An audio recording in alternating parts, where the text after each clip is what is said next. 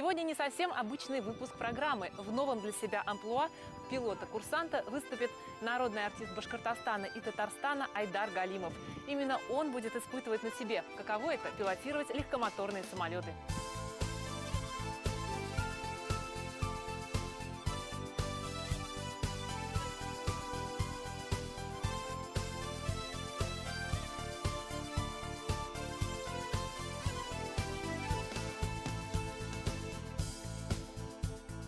Морально готов. Цетус РВ-7 – самолет с универсальными техническими характеристиками. Наряду с большой дальностью полета и высокими скоростями, самолеты Цетус также способны выполнять фигуры пилотажа. Подходят для перелетов на большие расстояния, для обучения пилотов в аэроклубах, для личного применения и путешествий.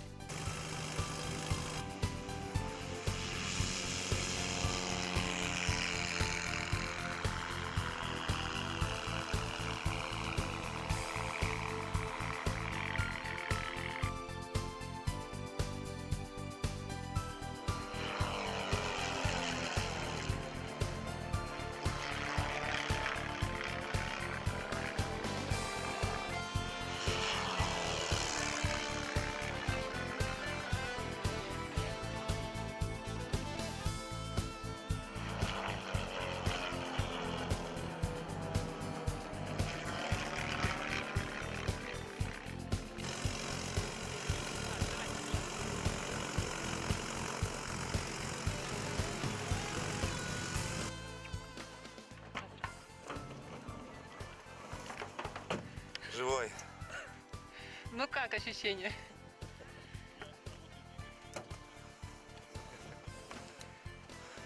Ну, в общем, фантастика. Ой-ой-ой. К этому надо быть готовым. Немножко в шоке, но приятное шоковое состояние такое.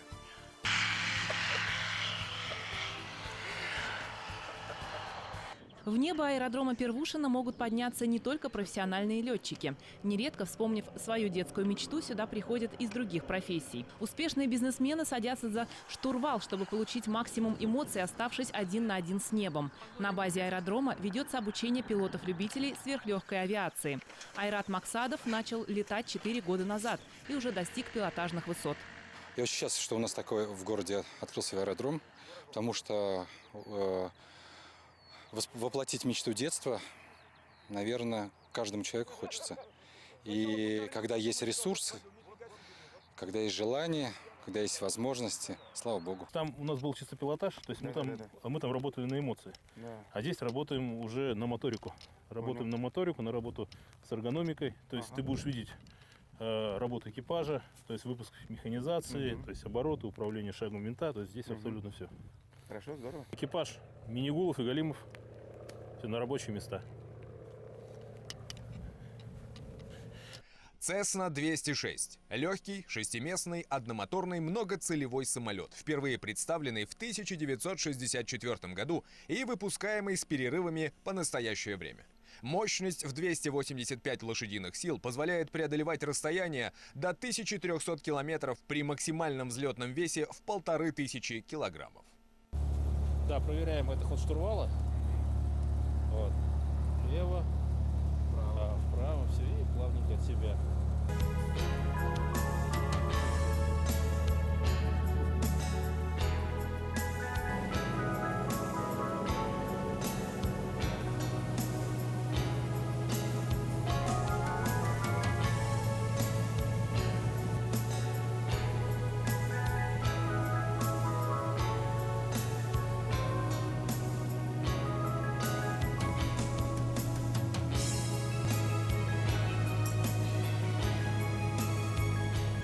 Решаю заход третий разворотного улицы.